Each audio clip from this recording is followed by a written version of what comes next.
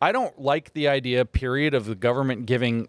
First of all, they're not giving children; they're giving parents money. But this is just socialist wealth redistribution, as it is. Yeah. I don't like the idea of the government creating a mechanism for giving people money, because there are no ways that's going to be left unaccountable.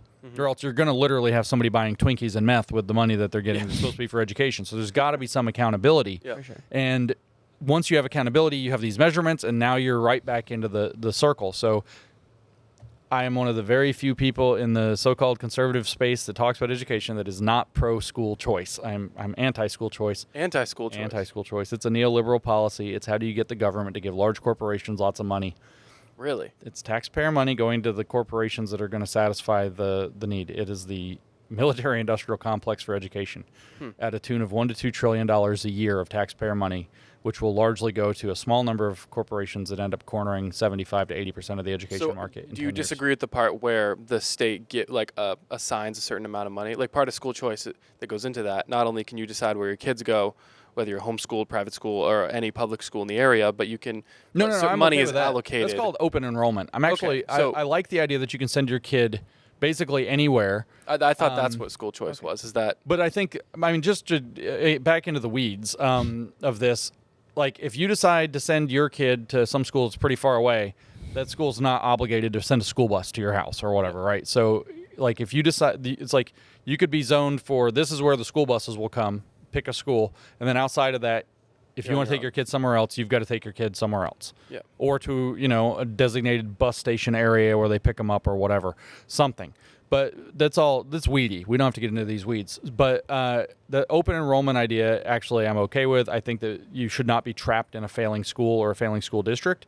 But on the other hand, I want as little government oversight of how education money is being spent as humanly possible. So the part you disagree with is the government allocating money to either the state or to the parents to then give to then pay. I'm for the okay with it allocating, like I said, block grants. If it's the federal government allocating block grant money to the state, say the state of but not directly to the parents, and then then the state is going to decide how it's going to organize education for its own state, because that's the 10th Amendment. That's states' rights. That I think that education should be primarily operated at the state level. I agree. And if the federal government wants to throw money at it, the money should be based on a completely neutral measurement like population. The upside of school choice, of course, is that it completely disrupts the teachers' unions enormously. The downside is that it's not a conservative policy, it's a neoliberal policy, so everything you don't like about how Walmart pushed every business out of every community, especially across the South, is going to happen in education over the next decade if that's fully opened on a subsidized market, which means an inflating market. Inflation will happen where there's a subsidy. It always happens. Interesting. The government's giving you, say, $7,000 per kid. The schools are now private institutions that know you're getting $7,000 per kid. Right. So they're incentivized. They know you have $7,000. They know you also have other money. So they're incentivized to make sure that they charge you more than the $7,000. That's true.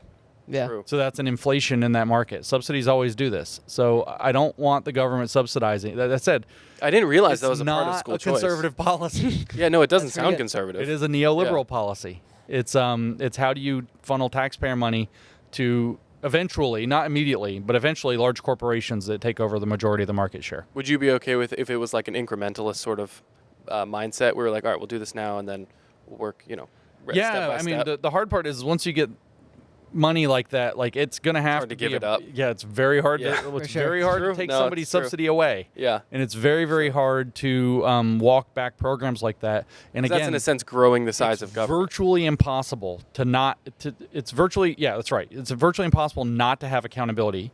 And once you have accountability, all you need is a wrong administration and it sprawls. Yeah. And this is actually like a fight in Arizona. Again, we're getting into weeds. But in Arizona, all of a sudden, Katie Hobbs gets elected, we'll hesitate with that word, becomes governor through some mechanism.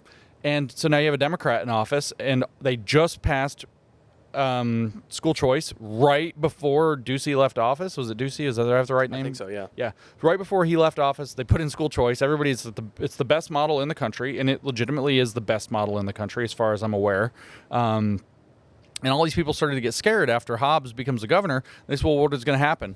Because there's provisions in there that could be turned to tyranny, like any educational institution that's taken state money, even a dime of it, can be inspected by state inspectors. So if you're homeschooling and you decide to take a dime of state money, now your house can be inspected, right? So this is a fear that people Right. have. Yeah. This Yeah, is real. for sure. And so they say, well, what is it? And the Republican government replied to them to reassure the constituents that as long as the legislature stays conservative, there's no problem.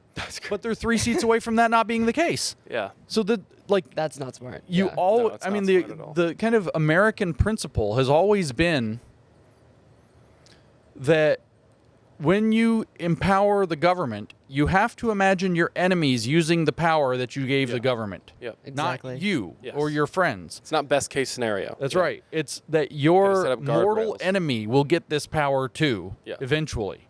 Yeah. And you're not going to be able to box them out. So again, I get pretty sketch on that. Imagine if they just didn't tax people the amount of schools that they pay in taxes already, and then people could just pay for their own education, right? But that's when you're going to figure out that most people actually are receiving a large amount of money.